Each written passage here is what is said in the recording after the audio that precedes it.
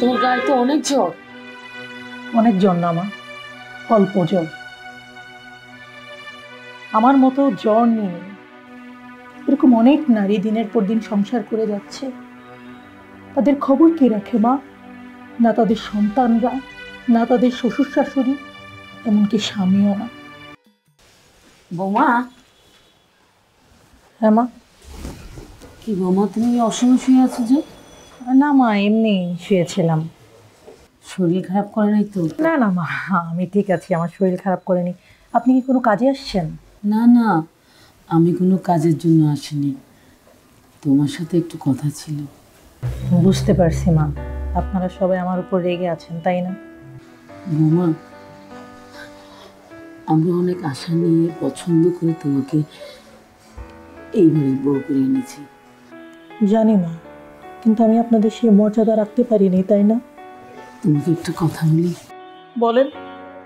এই যে তুমি নিয়ম নীতি ভঙ্গ করার জন্য বলছো না, তুমি এটা করবে সেটা করবে, সেই চেষ্টাটা কিন্তু আমিও নতুন বউ হয়ে এই বাড়িতে করার চেষ্টাও করেছিলাম, কিন্তু পারি না। মা, আপনি পারেন নাই ঠিকই, কিন্তু কই, আমি তো দেখলাম না আপনি আমাকে একবার সাপোর্টও করেছেন। সেটা বলতে পারো আমার ব্যর্থতা, আমার মনোবল নেই। সেটা জানি মা আমি। আপনি সেই হাতিটার গল্প জানেন? কোনটা? একটা ছোট্ট হাতিকে বেঁধে রাখা হয়, তারপর যখন তার পায়ে টান পড়ে তখন সে বৃত্তের ভিতরে চলে আসে।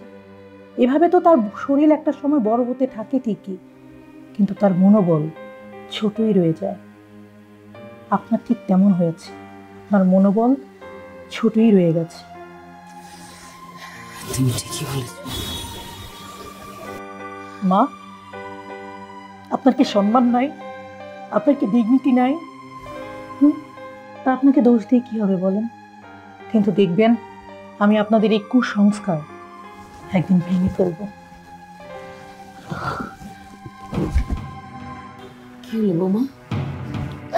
না মানে ঠিক আছে, কিছু হয় না। তোমার গায়ে তো অনেক জ্বর। অনেক জ্বর না মা, অল্প জ্বর। আমার মতো জ্বর নিয়ে এরকম অনেক নারী দিনের পর দিন সংসার করে যাচ্ছে। তাদের খবর কে রাখে মা? না তাদের সন্তানরা, না তাদের শ্বশুর শাশুড়ি, এমনকি স্বামীও না। তো আমি সেই নারীদের মধ্যে একজন।